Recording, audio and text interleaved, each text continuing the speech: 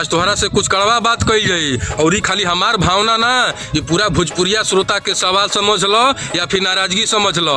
भैया हमन के हिंदू धर्म का सबसे बड़ा त्योहार नवरात्रि होला और तुहू हर जगह कहेलो कि तुहार जीवन का सबसे बड़ा पर्व नवरात्रि हो और नवरात्रि में तुहार भक्ति भजन के बिना पूजा थोड़ा सा अधूरा लगेला। भैया जितना श्रद्धा भाव से हमन का नवरात्रि के इंतजार करे नहीं जानो, उतने बेसब्री से नवरात्रि में तुहार देवी गीत के इंतजार करे नहीं जा। भैया तू उहे पवन सिंह हव न जौन 8-10 साल पहले 8-10 गो माई के भजन गा देत रह, लेकिन धीरे धीरे उ संख्या कम होत गईल और आज आलम ई हो गईल बा कि ई नवरात्रि में तोहार खाली एगो देवी गीत आइल बा और एकरा से पूरा भोजपुरिया श्रोता के मन दुखी भइल बा और ई अच्छा संकेत नहीं खे। देखो व्यस्तता केतनो ज्यादा होके लोकगीत भले कम आवे, लेकिन नवरात्रि में तोहार कम से कम 3-4 गो भजन आवही के चाही। काहे कि उ कहावते कहल गईल ह कि पूजा बिना हवन के और भोजपुरी बिना पवन के सफल ना होई। पवन भैया तोहरा के सरस्वती पुत्र कहल जाला, माई सरस्वती का तोहरा पर हमेशा से विशेष कृपा रहल बा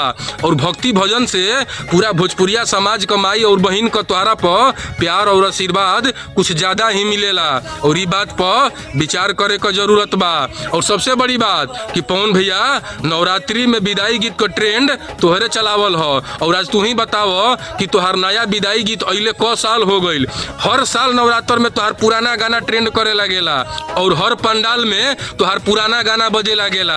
हमहन के तोहरा से इतना ज्यादा मोहब्बत करे नहीं जा। भैया तोहार नया गाना ना आवेला तो हमहन के तोहार पुराना गाना बजा के ही मन के खुश कर ले नहीं जा। बाकी भैया हम तो के राय और सलाह नहीं देत, ई पूरा भोजपुरिया श्रोता के सवाल रहल हो, नाराजगी रहल हो, उ बात के हम तोहरा से शेयर कर देनी। बाकी तू खुदे समझदार वालो। जय हो पवन भैया, जय हो भोजपुरिया समाज।